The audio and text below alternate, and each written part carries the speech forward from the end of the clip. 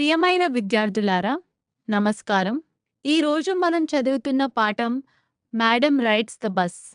ఇది వల్లికన్నన్ రాసిన ఒక అద్భుతమైన తమిళ కథ. ఆర్ఎస్ సుందరం ఇంగ్లీష్లోకి అనువదించారు. ఈ కథ చదివితే మన మనసు తడిసిపోతుంది. ఎందుకంటే ఇది జీవితం మరియు మరణం యొక్క లోతైన సత్యాన్ని చాలా సున్నితంగా చెబుతుంది. ఈ కథ ఒక 8 ఏళ్ల అమ్మాయి గురించి. ఆమె మొదటి బస్సు యాత్ర కేవలం ఒక ప్రయాణం మాత్రమే కాదు. అది ఆమె జీవితాన్ని మార్చేసిన అనుభవం. కుతూహలం, ధైర్యం, స్వావలంబన ఈ 3 గుణాలు వల్లిని ప్రత్యేకంగా చేస్తాయి. బయట ప్రపంచంలో అందం ఎంత ఉందో, విషాదం కూడా అంతే ఉంటుంది.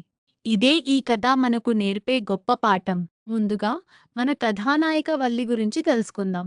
ఆమె పూర్తి పేరు వల్లి అమ్మాయి. వయస్సు కేవలం 8 ఏళ్ళు. కానీ ఆమె తెలివి, ధైర్యం, స్వాభిమానం చాలా పెద్దవి. ఆమె వీధిలో సమవయస్కుల స్నేహితులు లేరు. అందుకే తలుపు దగ్గర నిలబడి వీధిలో జరిగేవన్నీ చూడడం ఆమె అభిమాన వ్యాపకం. ఆ వీధే ఆమె ప్రపంచం. వల్లికి అన్నింటికంటే ఎక్కువగా ఆకర్షించింది ఆ బస్సు. ప్రతి గంటకు ఒకసారి ఆమె వీధి మీదుగా వెళ్ళే ఆ బస్సు. ఒకసారి పట్టణానికి, ఒకసారి తిరిగి. ప్రతిసారి కొత్త ప్రయాణికులతో నిండి ఉండేది. ఆ దృశ్యం వల్లికి అంతులేని సంతోషమిచ్చేది. రోజురోజుకు ఆ బస్సులో ఒక్కసారైనా ప్రయాణించాలని ఆమె కోరిక పెరిగి పెరిగి ఒక బలమైన సంకల్పంగా మారింది. ఒక్కసారైనా సరే. వల్లి చాలా తెలివిగా ప్లాన్ చేసింది. ఊరు 6 మైళ్ళు దూరం వెళ్ళడానికి 30 పైసలు, తిరిగి రావడానికి 30 పైసలు, మొత్తం 60 పైసలు కావాలి. అమ్మకు చెప్పకుండా, ఎవరి సహాయం లేకుండా తానే డబ్బు దాచింది. చాక్లెట్లు వద్దు, బెలూన్లు వద్దు, మేరీ గో రౌండ్ వద్దు, ఏ ఆకర్షణకు లొంగలేదు. చివరకు 60 పైసలు సిద్ధం చేసుకుంది. ఇది ఆమె స్వావలంబన. ఒక మంచి వసంత మధ్యాహ్నం బస్సు బయలుదేరబోతోంది. అప్పుడు ఒక చిన్న చేయి లేచింది. బస్సు ఆపు, బస్సు ఆపు అని అరిచింది వల్లి. కండక్టర్ ఆశ్చర్యపోయాడు. ఒక చిన్న పిల్ల. కాని వల్లి ధైర్యంగా ముందుకు వచ్చి తన డబ్బు చూపించింది. ఎవరి సహాయం అక్కరలేదు, తానే ఎక్కగలదు అని స్పష్టంగా చెప్పింది. ఆ క్షణంలో ఆమె ఒక చిన్న పిల్ల కాదు, ఒక ధైర్యవంతురాలు. బస్సులో వల్లి ప్రవర్తన చాలా ఆసక్తికరంగా ఉంది. కండక్టర్ సహాయం చేయబోతే వద్దు, నాకు నేనే ఎక్కగలను అని చెప్పింది. కూర్చోమని అంటే మళ్ళీ లేచి నిలబడింది. ఒక పెద్దాయన పిల్ల అని పిలిస్తే నేను పిల్లను కాదు, నాకు 8 ఏళ్ళు అని గట్టిగా చెప్పింది. పక్కన కూర్చున్న వృద్ధురాలు మాట్లాడబోతే ఆమె మొహం చూసి వల్లికి అసహ్యం కలిగింది. ఈ అమ్మాయి వయస్సు తక్కువైనా ఆత్మగౌరవం చాలా ఎక్కువ.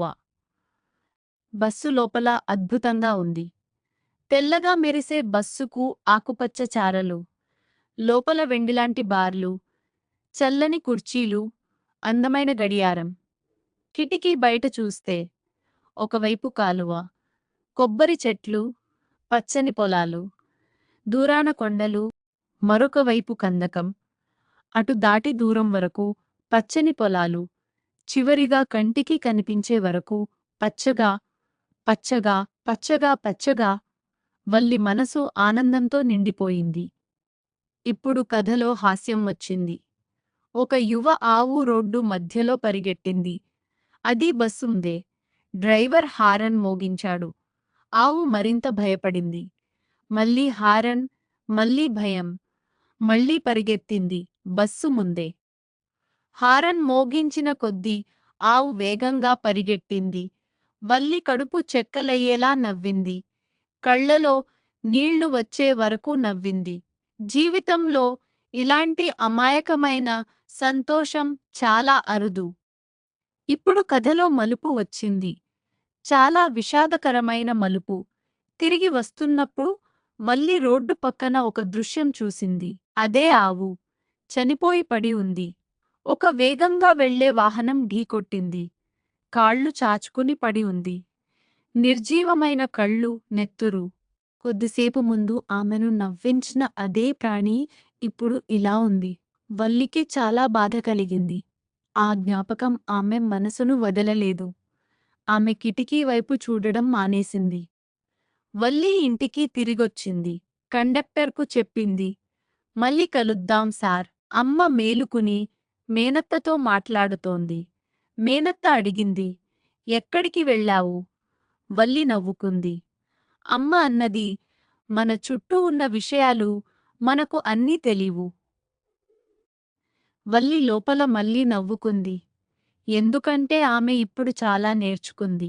ప్రపంచం గురించి, సంతోషం గురించి, మరణం గురించి. ఆ రహస్యాన్ని తనలోనే దాచుకుంది. ఒక పరిపక్వమైన నవ్వుతో. ఈ కథలో 4 ముఖ్యమైన అంశాలు ఉన్నాయి. మొదటిది, స్వావలంబన. వల్లి ఎవరి సహాయం లేకుండా తన కల సాధించింది. రెండవది, కుతూహలం మరియు స్వాతంత్ర్యం. మూడవది, జీవితంలో అందాన్ని చూసే దృష్టి. నాల్గవది, జీవితం మరియు మరణం యొక్క సత్యాన్ని అర్థం చేసుకోవడం.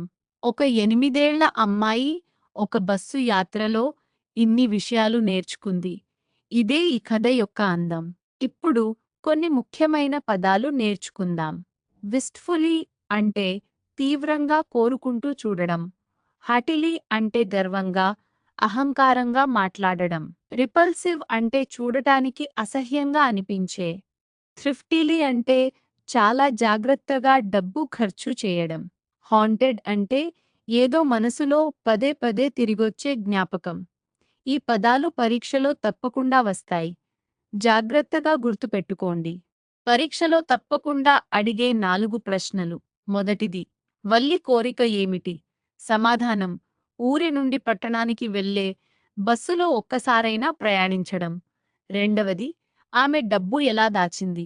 సమాధానం, అన్ని ఆకర్షణలను నిరాకరించి జాగ్రత్తగా దాచింది. మూడవది, తిరిగొచ్చేటప్పుడు కిటికీ చూడడం ఎందుకు మానేసింది? సమాధానం, అదే ఆవు చనిపోయి పడి ఉన్న దృశ్యం ఆమె మనసును వేధించింది. నాల్గవది, ఈ కథ యొక్క కేంద్ర భావన. సమాధానం, జీవితం మరియు మరణం యొక్క రహస్యాన్ని పిల్లల దృష్టికోణం నుండి చూపించడం. చివరగా విద్యార్థులారా, వల్లి మనకు చాలా పెద్ద పాఠం నేర్పింది. ఆమె వయస్సు చిన్నది, కాని సంకల్పం పెద్దది.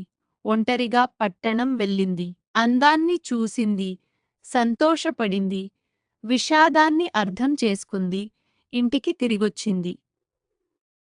అన్నీ తన రహస్యంగా దాచుకుంది.